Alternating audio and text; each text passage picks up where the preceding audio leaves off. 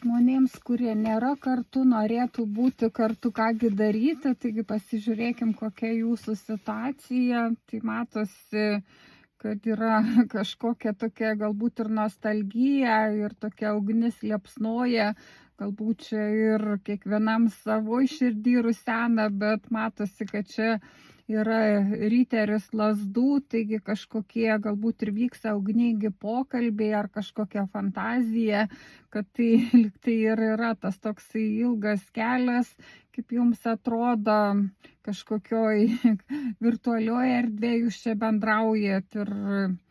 ir bandot kažkaip susieiti, susitikti ar dar kažkokios situacijos, taigi ką jums daryti.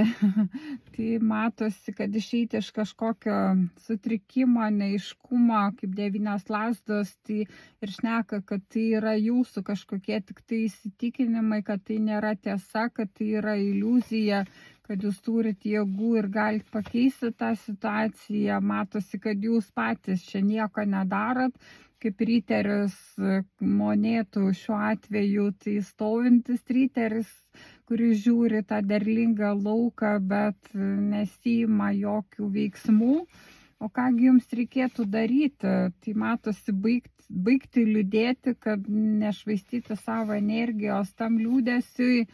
ir žiūrėjimui tik tai per kažkokį plyšį ir tai kažkokio būti suvaržyme savo apribojimu, kad tai nepadės,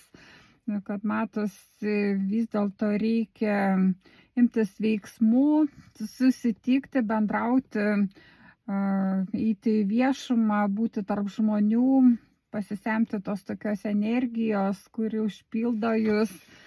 šeimos tokių vibracijų ir kad tai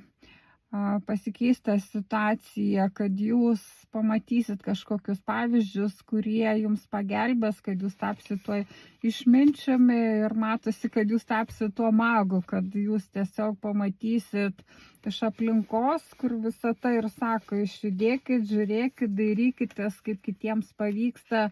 ir jūs priimsit tas žinias ir jūs suprasit patys, kaip jūs galite sukurti tą realybę, tos santykius, būti kartu, kad tai įmanoma.